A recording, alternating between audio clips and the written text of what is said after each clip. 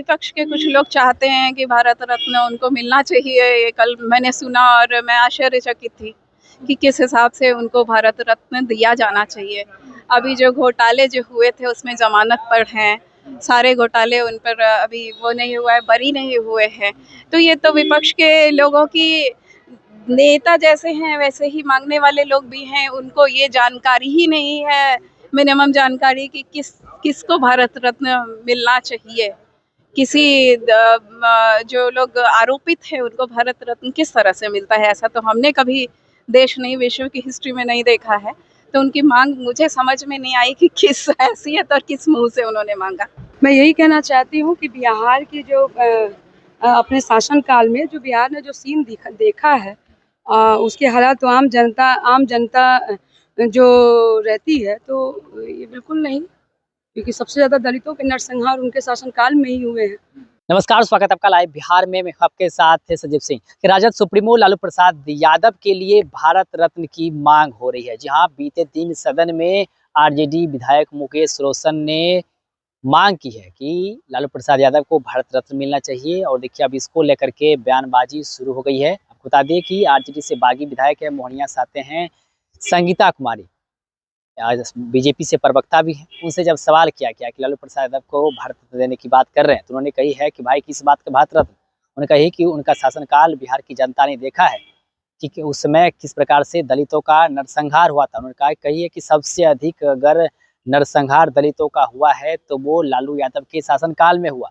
वहीं देखिए, जेडीयू से विधायक है शालिनी मिश्रा, उनसे भी जब सवाल किया गया कि लालू प्रसाद यादव के लिए भारत रत्न की मांग कर रहे हैं, देखिए जवाब देते वो भी कर रही है कि इस चीज़ के लिए भारत रत्न उन्होंने साफ साफ कह दिए है कि किसी भी आरोपित लोगों को भारत रत्न नहीं दिया जाता है। वो जो है जमानत पर बाहर निकले हैं, जैसे नेता हैं वैसे मांगने वाले लोग हैं। क्या कुछ कह रहे हैं इस मुद्दे को लेकर के विधायक संगीता कुमारी और शालिनी मिश्रा, आइए सबसे पहले आपको दोनों के बयान को सुनाते हैं। मैं यही कहना चाहती हूँ कि बिहार की जो अपने शासनकाल में जो बिहार ने जो सीन देखा है, उसके हालात तो आम जनता जो रहती है तो ये बिल्कुल नहीं, क्योंकि सबसे ज़्यादा दलितों के नरसंहार उनके शासनकाल में ही हुए हैं।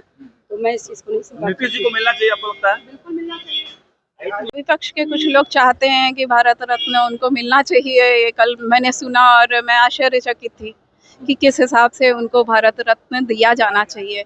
अभी जो घोटाले जो हुए थे उसमें जमानत पर हैं, सारे घोटाले उन पर अभी वो नहीं हुआ है, बरी नहीं हुए हैं। तो ये तो विपक्ष के लोगों की, नेता जैसे हैं वैसे ही मांगने वाले लोग भी हैं, उनको ये जानकारी ही नहीं है, मिनिमम जानकारी कि किसको भारत रत्न मिलना चाहिए। जो लोग आरोपित हैं उनको भारत रत्न किस तरह से मिलता है, ऐसा तो हमने कभी देश नहीं, विश्व की हिस्ट्री में नहीं देखा है। तो उनकी मांग मुझे समझ में नहीं आई कि किस हैसियत और किस मुंह से उन्होंने मांगा। मंत्री नीरज बाबू कह रहे हैं कि सड़क पे नमाज नहीं पढ़ना। वो उनकी व्यक्तिगत राय होगी, उनसे बात कर सकते हैं। मुझे तो लगता है कि हमारे नेता आदरणीय नीतीश कुमार जी तो सबों को बराबर समझते हैं, और नमाज के समय तो जहाँ भी जगह मिलती है हमने तो यही देखा है कि लोग पढ़ते हैं, बचपन से देखा है।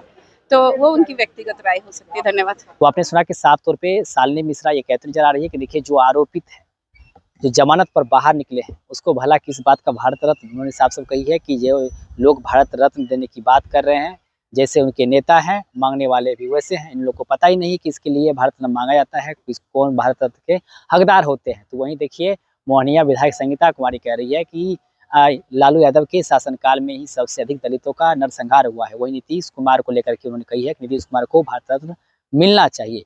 आपको बता दें कि इन दिनों भारत रत्न के मुद्दे को लेकर के लगातार जो है बयान सामने आ रहा है। और इसी कड़ी में हमने जेडीयू विधायक शालिनी मिश्रा और मोहनिया से विधायक है संगीता कुमारी, दोनों से बातचीत की है। देखिए क्या कुछ कहते, जवाब देते हुए आपने सुना है। आप भी अपनी राय प्रतिक्रिया हमें कमेंट्स के माध्यम दे सकते हैं। तो लाइव बिहार आप सभी का बहुत बहुत धन्यवाद।